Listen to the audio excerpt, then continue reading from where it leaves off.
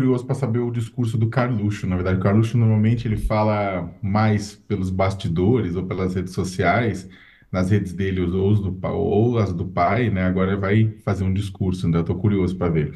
Mas bem, primeiro que, ao que tudo indica, pelo que os colegas estão apurando com relação a esse ato na praia de Copacabana, um dos principais objetivos é tentar reduzir, né, o impacto da ideia da minuta golpista, né, daquela minuta de decreto golpista, que foi discutida por Jair Bolsonaro, apresentada aos comandantes das três forças, editada, não aceita, segundo o depoimento do general Freire Gomes e do general Batista Júnior, não aceita pelos dois, mas aceita também, segundo o depoimento, inclusive de Mauro Cid, pelo almirante Garnier, né? Essa minuta, né, ao que tudo indica, ela teve uma porosidade junto, inclusive, do bolsonarismo, né? Isso caiu na boca, inclusive, dos bolsonaristas, né? E parte do culpa, e aí agora essa manifestação no Rio de Janeiro tem o objetivo de tentar minimizar, menosprezar, né, dar um outro sentido para essa minuta, né? O bolsonarismo vem dizendo, né, inclusive o próprio senador Flávio Bolsonaro, em entrevista à Roda Viva, ele reforçou isso, né? De que não, a gente não fez nada, a gente só houve só discussão. Né? Essa é o que o Bolsonaro está tentando vender agora, que não houve nenhuma ação golpista, houve só uma discussão e discutir não é crime. Não, desculpa, é crime, né? O golpe de Estado, o crime de golpe de Estado não é dar um golpe de Estado. Por isso que você dá o golpe de Estado, vamos ser sinceros, quem vai te punir? Ninguém vai te punir, porque se o golpe de Estado é bem sucedido, não tem ninguém para punir, porque tudo, na verdade, as instituições foram fechadas. Então, o crime trata-se a respeito da tentativa de golpe de Estado, ou seja, da articulação para o golpe de Estado, da conspiração do conluio para o golpe de Estado, dessa articulação utilizando, inclusive, a estrutura do poder público para dar esse golpe de Estado, que é o que aconteceu, e que a minuta, ela é um dos, um do, um- uma, o, digamos, o elemento mais palpável, né? O próprio Bolsonaro reconheceu, e isso é visto por muitos aliados, por mais que eles não falem claramente, mas é visto por aliados como um erro do Bolsonaro naquele evento, naquela manifestação na Avenida Paulista, quando ele reconheceu a minuta. Ele reconheceu, ele colocou a minuta e reconheceu, foi ele que trouxe a minuta à baila para ser, inclusive, discutida entre os seus seguidores ao falar daquilo naquele evento.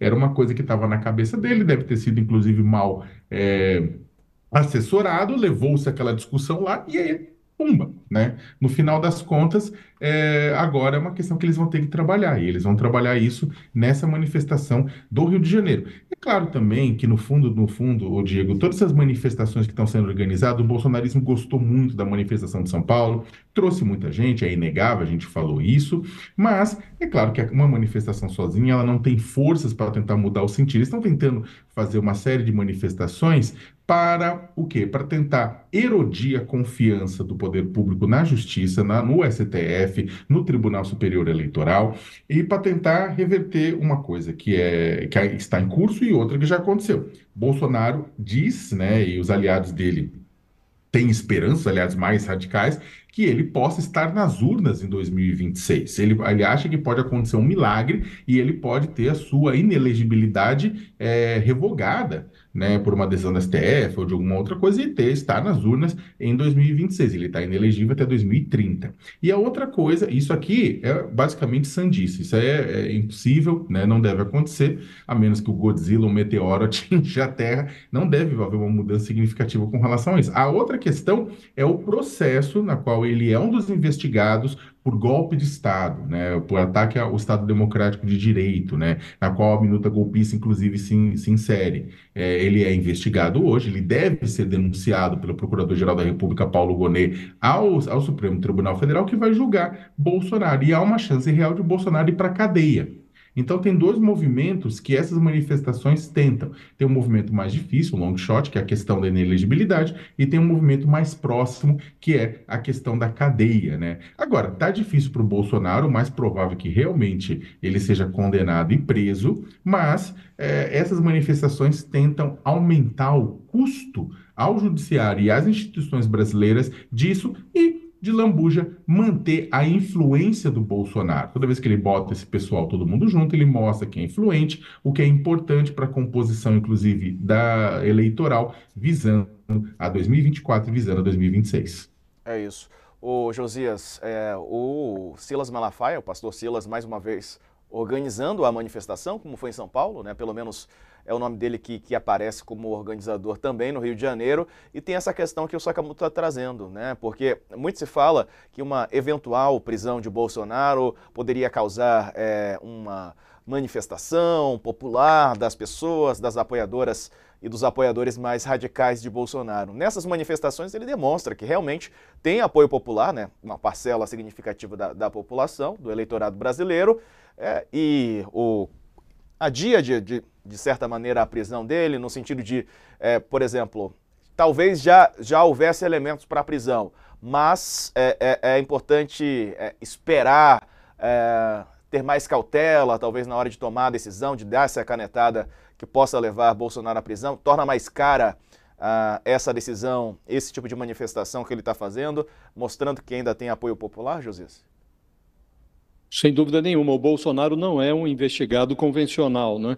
E ele faz questão de demonstrar isso com a sua movimentação, com esses atos políticos. Depois da Avenida Paulista, agora faz essa movimentação no Rio de Janeiro, que é o seu berço eleitoral, né? Embora ele seja paulista, nasceu em São Paulo, ele se fez politicamente no Rio de Janeiro.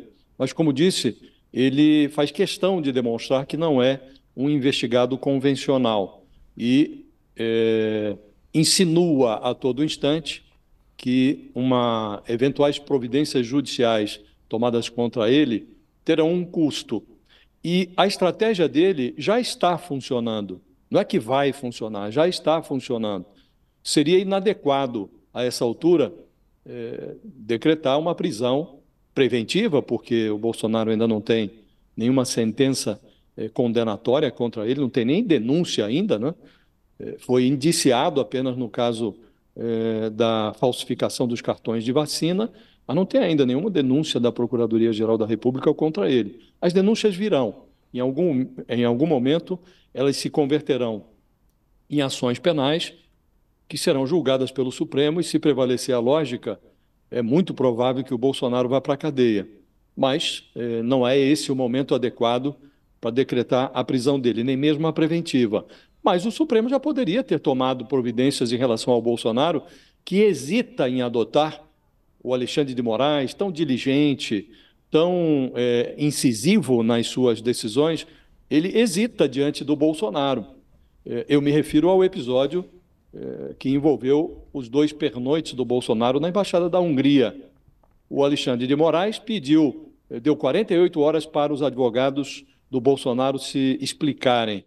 E aí os advogados divulgaram uma nota sem nexo, disseram que o Bolsonaro foi à embaixada, dormiu na embaixada, para manter contatos com autoridades de um país amigo, né? O Alexandre de Moraes pediu a manifestação da Procuradoria-Geral da República. E a Procuradoria opinou no sentido, não é ainda conhecida a manifestação da Procuradoria, mas sabe-se que o procurador Paulo Gonet, ele foi contra a prisão, ele não pediu, não requisitou a prisão, não achou que seria esse pernoite, período em que o Bolsonaro ficou longe do alcance da Polícia Federal, inacessível caso houvesse contra ele alguma ordem de prisão. O Paulo Gonet não achou que seria razoável que o Bolsonaro fosse preso.